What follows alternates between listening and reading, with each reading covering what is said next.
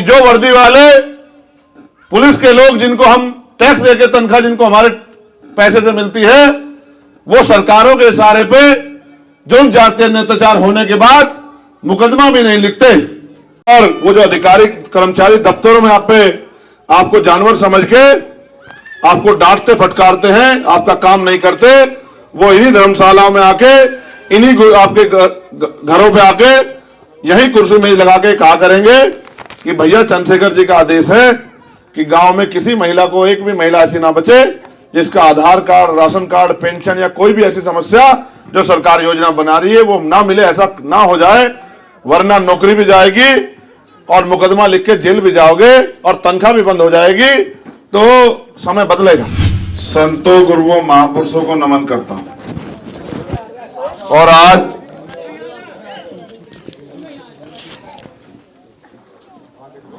आपके गांव में आने का मौका मुझे मिल गया है।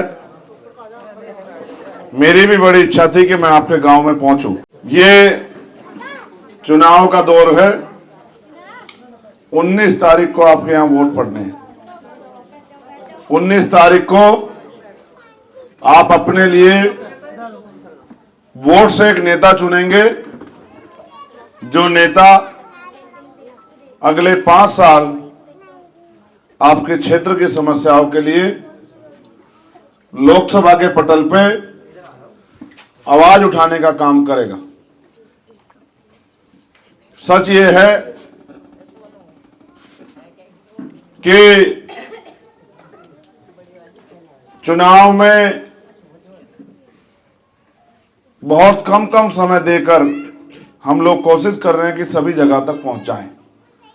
हर गांव के व्यक्ति की इच्छा है कि चाहे 5 मिनट के लिए हमारे गांव में आ जाए। मैं आपके भावनाओं की कदर करता हूं, लेकिन आप और मैं जानते हैं कि राजनीति भावनाओं पे नहीं होती। राजनीति के लिए समीकरण और तमाम तरह के प्रयास करने पड़ते हैं। आज हम उसी प्रयास के दौर में, क्योंकि हम संतों, गुरुओं, महापुरुषों को मानने वाले लोग हैं, तो मैं एक ही बात आपको समझाऊंगा और मैं गारंटी देता हूं कि वो बात आपकी समझ में आएगी। मुझे इस बात का दुख है कि समाज अभी भी कुरीतियों में, बुराइयों में फंसा हुआ है।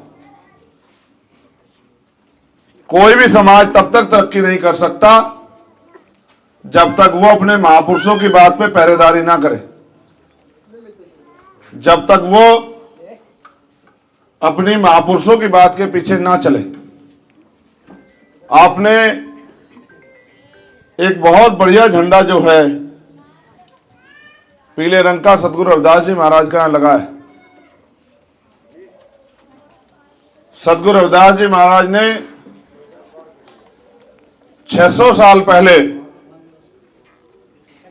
ये कहा कि रविदास मानुष करी बसन्नु सूकर है दो ठाव, एक सु स्वराज माही दूसर मरगट गांव। इस बात को इस तरह से समझिए कि एक बार सतगुरु जी रविदास जी महाराज को उनके अनुयायियों ने पूछा कि गुरुजी, हम मेहनत मजदूरी करते हैं, खून पसीना बहाते हैं, सभी तरह के कार्यों में जुटे रहते हैं, लेकिन फिर भी हमारे जीवन में सुख शांति नहीं है। तब सतगुरु जी ने बात उनसे कही थी, और ये बात मैं आज आपको दोहरा रहा हूं। रविदास मानुष करी बसन्नु सूकर है दो ठाव, एक सु स्वराज माही दूसर मरगट गांव।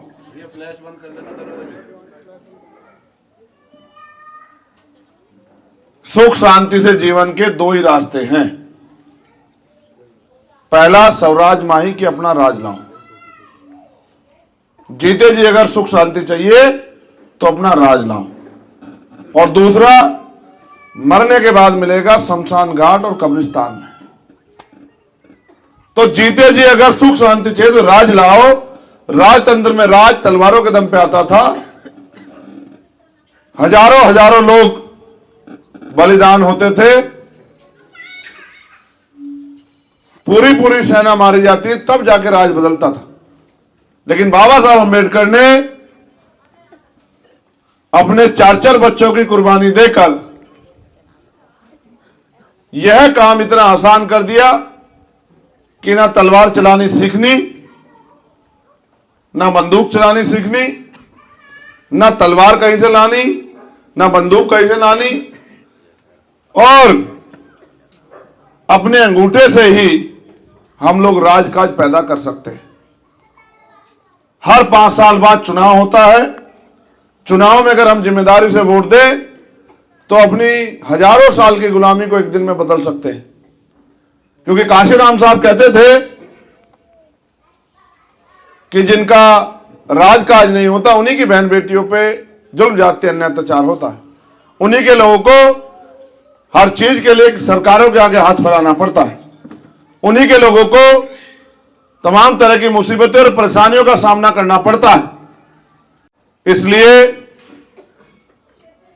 आज मैं और आप, हम सबको यह तय करना चाहिए कि आजाद हुए 75 साल हो गए, अभी भी ये मकान इस बात की गवाही है कि हमें मिला क्या है इस देश में। ना धन धरती राजपाट बटा है, ना साधन संसाधन बटे हैं, ना उद्योग बटे हैं। आजादी से पहले जो गरीब था, आजादी मिलने के बाद भी वो गरीब रहा। जिसपे जमीन नहीं थी उसको जमीन नहीं मिली, जिसपे रोजगार नहीं था उसको रोजगार नहीं मिला। थोड़ा बहुत आगे बढ़ने के लिए पढ़ने का अधिकार और पढ़ने के बाद नौकरी की व्यवस्था हुई, उसको भी आज की सरकार ने निजीकरण करके खत्म कर दिया है। ना सरकारी सिस्टम होगा, ना ही दलित पिछड़े वर्ग के बच्चे आरक्षण का फायदा लेके आगे बढ़ पाएंगे, और ना ही इस सिस्टम में हमारी भागीदारी होगी। तो जुल्म जाति अन्याय अत्याचार होने पर हमारी सुनवाई भी कोई नहीं करेगा। इसका उदाहरण यह है कि जो वर्दी वाले पुलिस के लोग, जिनको हम टैक्स देके तनख्वाह जिनको हमारे पैसे से मिलती है, वो सरकारों के इशारे पे जुल्म जाति अन्याय अत्याचार होने के बाद मुकदमा भी नहीं लिखते। मैं ये बात इसलिए कह रहा हूं कि अभी नजीबाबाद में हमारे लोगों पर तलवारें चली, किसी का हाथ काट दिया, किसी का गला काट दिया, किसी की कमर काट दी, किसी का सर चीर दिया, और 3 घंटे तक भी इन निकम्मे अधिकारियों ने उनकी एफआईआर भी नहीं लिखी, उनको मरने के लिए छोड़ दिया और हमारे 5 बच्चों को उठा के थाने में बंद कर दिया। आप चिंता मत करो, समय बदलेगा। जो कुर्सी पे बैठ के संविधान के खिलाफ काम करेगा, हम उन सब लोगों को याद रखेंगे, किसी को भी नहीं भूलेंगे। जो जुल्म जाति करने वाले की मदद करेगा, हम उनसे पूरा हिसाब करेंगे। संविधान सबको अधिकार देता है, संविधान सबको इजाजत देता है। हम राजकाज लाके अपने लोगों की सुरक्षा भी करेंगे, उनको तमाम तरह की परेशानियों निजात भी दिलाएंगे, गरीबी बेबसी लाचारी भी खत्म करेंगे, और अपने लोगों को आगे बढ़ाने का काम भी करेंगे। हम तो ये चाहते हैं, जो सदगुरु रविदास जी महाराज ने कहा कि ऐसा चाहूं राज में जहां मिले सबन्नु अन्न, और छोटे बड़े सब सम बसे, रविदास रहे प्रसन्न। कि ऐसा राज होना चाहिए जहां कोई छोटा बड़ा ना हो, जहां कोई ऊंच नीच ना हो, जहां कोई भेदभाव ना हो, किसी बहन बेटी का अपमान ना हो, जहां किसी को खाने के लिए अन्न की दिक्कत ना हो, तन ढकने के लिए कपड़े की दिक्कत ना हो, सर ढकने के लिए छत की दिक्कत ना हो, पीने के लिए पानी की दिक्कत ना हो, जहां चोरी ना हो, हत्या ना हो, सब लोग प्रेम भाईचारे से रहें। उसको उन्होंने नाम दिया बेगमपुरा राज। बेगम का मतलब होता है बिना गम का राज, जहां कोई किसी की जिंदगी में गम ना हो। वो राज ही संविधान का राज है। और जब संविधान का असली राज आएगा, वो भी तब जब संविधान को मानने वाला बाबा साहब अम्बेडकर का अनुयायी देश के प्राइम मिनिस्टर की कुर्सी में बैठेगा, तभी संविधान पूर्ण रूप से लागू होगा। आपने मुझे बुलाया और इतने अच्छा आयोजन किया, मैं देर से आज के लिए माफी चाहता हूं, लेकिन मैं आपको विश्वास दिलाता हूं कि जब तक महापुरुषों का सपना पूरा नहीं होगा हम लोग चैन से नहीं बैठे। और मैं आप ग्रामवासियों से अपील करता हूं कि आप ने सबको मौका दिया, सबकी मदद की, सबसे उम्मीद लगाई और आप ठगे गए। अब ये ठगी बंद करके काम करने वाले अपने भाई, अपने बेटे चंद्रशेखर आजाद को ताकत दो कि वो आपके हकों की लड़ाई जिस तरह से 11 साल से सड़कों पे लड़ रहा है वो सदन में भी जाके लड़े। मैं 2 बात कह के खत्म करूंगा। आप ये बताओ कि आपके क्षेत्र में एक एम्स जैसा हॉस्पिटल होना चाहिए नहीं होना चाहिए? बताओ।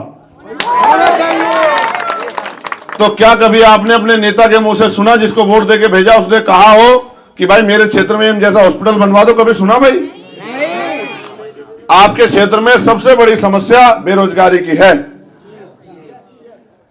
लेकिन पढ़े लिखे नौजवान पढ़ लिख के बेरोजगार घूम रहे हैं, लेकिन सरकार को दिखाई नहीं देता। जब ये रोजगार मांगते हैं तो इन पे लाठी चलाते हैं। और अभी पुलिस की भर्ती आई थी, उसका पेपर लीक करा के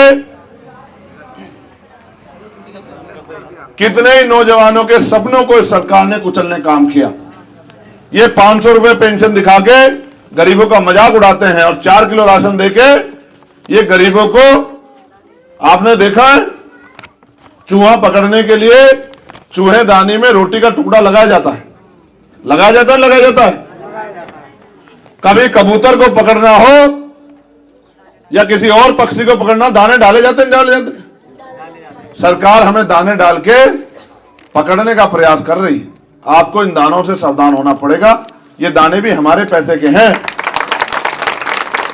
वहां तो शिकारी अपने घर से दाना लाता है और यहां तो दाने भी हमारे टैक्स के पैसे के हैं, जो हमारे रख रखाव पे, हमारी तरक्की पे लगाने चाहिए थे, ना लगा के वो दाना घेर के हमें मोहताज बनाने का इंतजाम हो रहा है। मैं आपसे कहता हूं, प्रलोभन नहीं, राशन नहीं, शासन के बारे में सोचो। जिनका राजकाज होगा उनको राशन के लिए किसी आगे हाथ फैलाना नहीं पड़ेगा, क्योंकि आप जानते हैं मेरे ऊपर जिम्मेदारी है। अभी भी मेरे 4-5 प्रोग्राम बाकी हैं। मैं आपसे अपील करता हूं कि आप इस लड़ाई में हमारी मदद कराओ और एक बार मुझे इस लड़ाई को कामयाब करके आगे बढ़ने का मौका दो। बताओ मदद करोगे नहीं करोगे? अगर मदद करोगे तो क्या, चुप हो जाओ, क्या आपको हमारा चुनाव निशान पता है? जोर से बताओ भाई, इतनी कम आवाज में नहीं, ये तो गलत है। ये तो मेरा शोषण हो रहा है। जोर से बताओ, आप लोग बताओ, ये बहने माए बताओ। तो केतली मेरा निशान है, आप सबका निशान है। बस फिर याद रखो, आज तो मैं इतना ताकतवर नहीं कि कलम की ताकत से आपकी जिंदगी में बदलाव कर सकूं, लेकिन वक्त बदलते देर नहीं लगेगी। आज हमारी गाड़ी पटरी पे आ गई है, उसे बस एक जोर के धक्के की जरूरत है। एक बार वो गाड़ी पटरी पे चढ़ गई, आज जो आपके ऊपर लाठी चलाते हैं, कल आपके घरों पे आके आपको सलाम क्या करेंगे। और वो जो अधिकारी कर्मचारी दफ्तरों में आपको जानवर समझ के आपको डांटते फटकारते हैं, आपका काम नहीं करते, वो इन्हीं धर्मशालाओं में आके, इन्हीं आपके घरों पे आके यही कुर्सी में लगा के कहा करेंगे कि भैया चंद्रशेखर जी का आदेश है कि गांव में किसी महिला को, एक भी महिला ऐसी ना बचे जिसका आधार कार्ड, राशन कार्ड, पेंशन या कोई भी ऐसी समस्या जो सरकार योजना बना रही है वो ना मिले, ऐसा ना हो जाए, वरना नौकरी भी जाएगी और मुकदमा लिख के जेल भी जाओगे और तनख्वाह भी बंद हो जाएगी। तो समय बदलेगा। बताओ मदद करोगे नहीं करोगे? बताओ हमारा निशान क्या है? कमीर वो छोटी गुड़िया इधर आओ, नहीं ये बड़े वाली, इससे इधर आओ, यहाँ जल्दी आओ। इसको उधर करो, इसको उधर, यहाँ मेरे बराबर में, इधर आओ, ऊपर आओ। क्या नाम है तुम्हारा? नेहा। ठीक हो? हाँ। जानती हो मैं कैसे? अभी तक आपने मुझे टीवी में, फोन में, अखबार में देखा। आज मैं आपके गांव में चल के आया क्योंकि मैं पीछे नहीं रहना चाहता। अभी जो करना चाहता हूं उसका बहुत कुछ भी नहीं कर पाया। अभी तो माओ के आंसू पूछने, अभी अपने बहनों को मजबूत बनाना है, उनको उनके लिए अच्छा स्कूल कॉलेज यूनिवर्सिटियां बनानी है, उनको नौकरी रोजगार देना है, उनको सशक्त करना है, कोई गुंडा उनकी तरफ आंख ना उठा दे, ऐसा माहौल बनाना है। ठीक है, तो अब मैं आपके बीच से जाऊंगा क्योंकि समय कम है और काम ज्यादा है।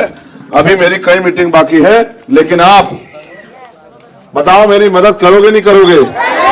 रुक जाओ, एक मिनट बैठ जाओ, बैठ जाओ, एक काम तो रह गया। मैं धन्यवाद दूंगा अरविंद कुमार जी का, देवेंद्र सिंह जी का। सर मैं पहनता नहीं माला, एक कृपाल भाई मैं पहनता नहीं माला। मैंने हाथरस के बाद माला पहननी छोड़ दी थी। जब हमारी बहन बेटी उसको बहन को मारकर जिंदा जला दिया, उस दिन मैंने तय कर लिया था जब तक सारी बेटियां सुरक्षित नहीं होंगी तब तक मैं माला नहीं पहनूंगा। और मेरी माँ शायद कुछ लेके खड़ी है। धन्यवाद कमेटी की तरफ से मदद, धन्यवाद, और माँ की तरफ से मदद, धन्यवाद।